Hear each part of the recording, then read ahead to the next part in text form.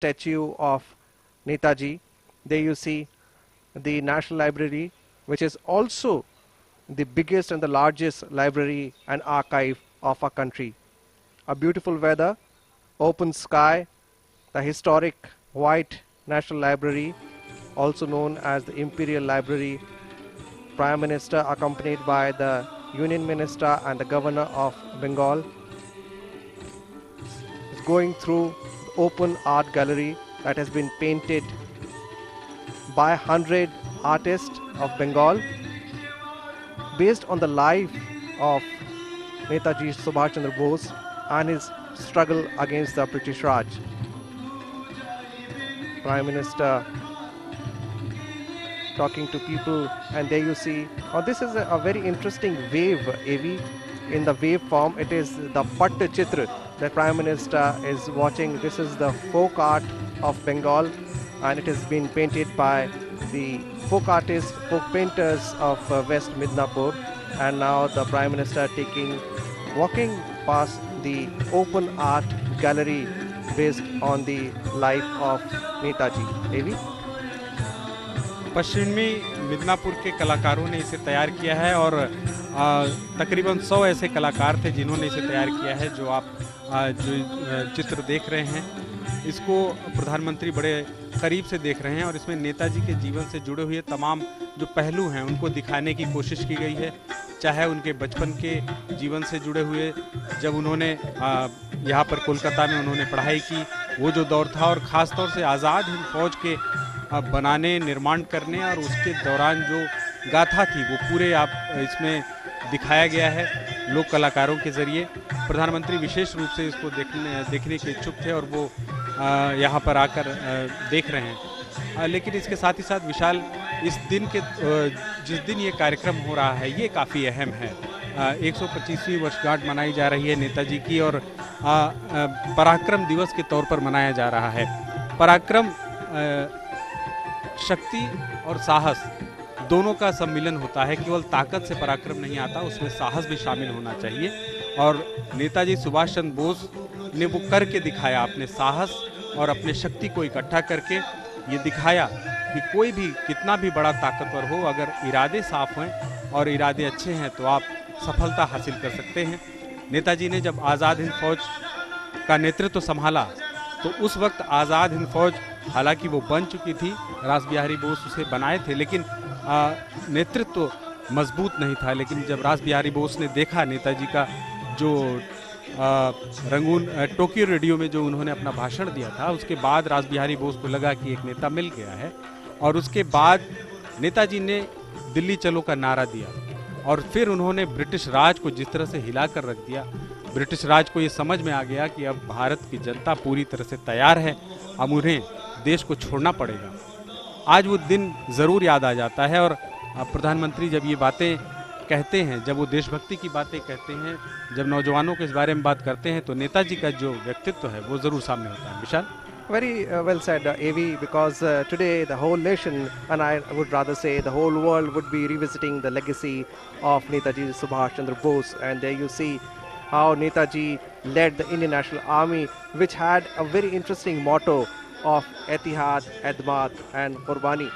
And also the regimental tune of the Indian National Army was also very interesting. Kadam Kadam Milaye Ja, Khushi Ke Geet Gaye Ja. Maybe I'm reminded of my childhood days and when we were in NCC and when the order was given by the commander, Savdhan Dahine Mud Tez Chal, and with that tune it gave us the feeling of nationalism, and it was very encouraging. And the very tune of the INA, a quick march tune, is now also the quick march tune of Indian Army. So that was the power of Netaji. And when he said that "Tum mujhe khoon do, main tumhe azadi dunga," the whole nation stood for Netaji, and especially the youngsters. Remember, he was twice the president of Indian National Congress. He was also the ICS pass out, but still he took the life of sacrifice. He took the life which was a difficult path, and he dared to tread a difficult path, and he also challenged the Britishers. you must be reminded of the Battle of Red Hill and the Battle of Kohima. Now, those two battles, though the Japanese army lost, but that was a signal that the British Raj number was, the British Raj had little numbers left in India, because there was a popular saying that the sun never set on the British Empire, but now the sun has set, and today the Prime Minister along with the nation are celebrating the Parakaram Divas, and why not? AV? जी बिल्कुल, इस मौके पर नेताजी का Tokyo radio में जब उन्होंने अपना भाषण दिया था वो जिक्र करना महत्वपूर्ण हो जाता है। उसी के बाद साफ तौर पर अगर नेताजी को समझना है, उन्होंने जिस तरह से आज़ाद हिंद फौज का गठन किया, अंग्रेज़ों से ये आशा करना बिल्कुल व्यर्थ है कि वे स्वयं अपना साम्राज्य छोड़ देंगे। हमें भारत के भीतर व बाहर से स्वतंत्रता के लिए स्वयं संघर्ष करना है। जब नेताजी ये कहे तो उन्होंने साफ तौर पर यह संकेत दिया, देश के भीतर जो आज़ादी का आंदोलन चल रहा था, जो नेतृत्व चल रहा था, उनको भी ये संदेश दिया कि अब पूरी ताकत लगानी होगी। हालांकि महात्मा गांधी के अहिंसा के सिद्धांत से वो इत्तेफाक नहीं रखते थे, सिद्धांतों के तौर पर ज़रूर इत्तेफाक नहीं रखते थे, लेकिन वो हमेशा से उनका आशीर्वाद चाहते थे। और उन्होंने महात्मा गांधी को भी, जो रंगून रेडियो में उन्होंने अपना जब भाषण दिया था, जब आज़ाद हिंद फौज मूव कर चुकी थी अंग्रेज़ों के खिलाफ युद्ध के लिए, तब उन्होंने रंगून रेडियो में जो मार्मिक और ऐतिहासिक बात कही थी, और उसी में महात्मा गांधी को उन्होंने राष्ट्रपिता कहा था। उन्होंने कहा था कि मैं जानता हूं कि ब्रिटिश सरकार भारत की स्वाधीनता की मांग कभी स्वीकार नहीं करेगी। मैं इस बात का कायल हो चुका हूं कि यदि हमें आज़ादी चाहिए तो हमें खून के दरिया से गुजरना होगा। और इसके साथ ही, और आप देख सकते हैं प्रधानमंत्री यहाँ पर एक फ़ोटो खिंचा रहे हैं लोगों के साथ। और सबसे अहम बात यह है कि प्रधानमंत्री का जब कोई दौरा होता है तो जो अगर कोई कलाकारों का कोई कार्य होता है, कलाकारों को से वो मिलना ज़रूर चाहते हैं, और कलाकारों से मिलने के दौरान जिस तरह से वो बातचीत करते हैं, यही प्रधानमंत्री की खासियत है, यही लोगों को उनकी ओर आकर्षित करता है। और हर कोई मौका वो गंवाना नहीं चाहते जब लोगों से इंटरेक्ट करने का मौका मिले, और आज भी वो कलाकारों से मिलेंगे, और उन कलाकारों से जो इस पूरे पटचित्र को बनाए हैं और वो लोक कलाकार हैं, अब वो उस तरफ बढ़ रहे हैं। और आप देख सकते हैं कलाकारों को उन्होंने नमस्कार किया, और अब प्रधानमंत्री आगे की ओर बढ़ रहे हैं। विशाल? Well, AV, this is the quality of the Prime Minister, because he always connects with the people.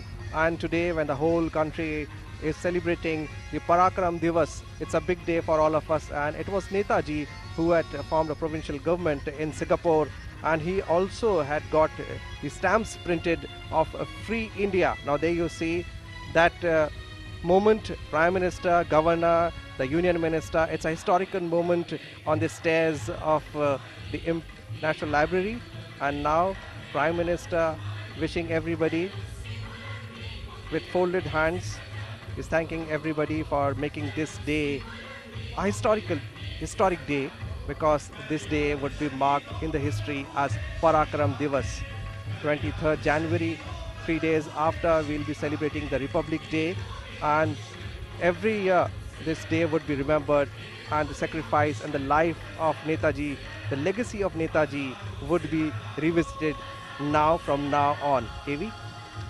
अब प्रधानमंत्री आगे की ओर बढ़ रहे हैं, और नेताजी के आज 125वीं वर्षगांठ के मौके पर, पराक्रम दिवस के मौके पर एक अंतर्राष्ट्रीय सेमिनार का आयोजन किया गया है, जिसमें पूरे विश्व के लोग आए हुए हैं, और यहाँ पर अपनी अपनी बातें रखेंगे। एक विचारों का आदान प्रदान होगा नेताजी के जीवन पर, नेताजी के योगदान पर, और ख़ास तौर पर नेताजी के व्यक्तित्व पर, कि किस तरह से एक साधारण परिवार का व्यक्ति अपने संघर्ष को आगे बढ़ाते हुए और अपनी दृढ़ इच्छा शक्ति को आगे बढ़ाते हुए जब भारत गुलाम था तब उन्होंने सपना देखा भारत को आज़ाद कराने का, और न केवल विशाल आज़ाद कराने का। नेताजी सुभाष चंद्र बोस ऐसे व्यक्ति थे, जब वो इंग्लैंड जाकर और वहाँ पर ICS की परीक्षा उन्होंने पास की, और पास ही नहीं की, चौथी रैंक हासिल की, और उसके बाद उन्होंने उस नौकरी को छोड़ दिया। वो सरकारी नौकरी नहीं करना चाहते थे, केवल पिताजी की इच्छा के लिए। इसके साथ ही एक बहुत रोचक बात उनके जीवन की ये भी है कि वो फोर्स में जाना चाहते थे, आर्मी में जाना चाहते थे, लेकिन उनकी आंखें तेज़ नहीं थी, इसलिए मेडिकली फिट ना हो पाने की वजह से वो नहीं कर पाए। लेकिन टेरिटोरियल आर्मी में उन्होंने जाने की कोशिश की, वो टेरिटोरियल आर्मी में भी गए, तो उनके मन में वो जो सैन्य भाव होता है वो हमेशा से मौजूद रहा। लेकिन उनका सैन्य भाव एक अनुशासन के साथ, एक नियम के साथ और एक सदाचार के साथ आगे बढ़ने का था। यहाँ पर बुद्धिजीवियों से प्रधानमंत्री मुलाकात कर रहे हैं और ये सारे बुद्धिजीवी जो वर्कशॉप चल रहा है उसमें शामिल हुए हैं और इसके साथ साथ अंतर्राष्ट्रीय स्तर के भी यहाँ पर बुद्धिजीवी आए हैं। विशाल, well, Avi, taking cue from what you said that he wanted to join the Indian Army, he did not even join the army, but he also fought for the nation and also commanded. He was the supreme leader of the Indian National Army. And there you see the Prime Minister entering the Belvedere House. This has been the location and point of many historical meetings. There you see the Prime Minister coming out. Today is also an international hybrid conference which is being held virtually, and speakers from half a dozen countries are participating, and the subject is revisiting the legacy of Netaji Subhash Chandra Bose. Prime Minister coming out accompanied by Governor of Bengal, and there you see the walk of the Prime Minister, quite poised, and he is so contented because it was the vision of the Modi government that the birthday of Netaji Subhash Chandra Bose should be celebrated as Parakram Divas. AV? ये बहुत बड़ा ऐतिहासिक मौका है पूरे देश के लिए और बंगाल के लिए खासतौर से, जब प्रधानमंत्री यहाँ पर मौजूद हैं और नेताजी की 125वीं वर्षगांठ के तौर पर मौजूद हैं। आप देख सकते हैं कि जितने भी लोग जो वर्कशॉप के पार्टिसिपेंट्स हैं, जो कलाकार हैं, वो सब प्रधानमंत्री से मिलकर काफ़ी खुश नज़र आ रहे हैं और खुद प्रधानमंत्री भी काफ़ी ज़्यादा खुश नज़र आ रहे हैं। इस जो इंपीरियल लाइब्रेरी इसको कहा करते थे, जो आज 1953 में देश को समर्पित किया गया विशाल, इसके पहले इसमें आम लोगों को जाने की इजाज़त नहीं थी। इसके साथ ही साथ आज ये देश की सबसे बड़ी लाइब्रेरी है किताबों के लिहाज से। तकरीबन 20,20,000 किताबें हैं इस लाइब्रेरी में।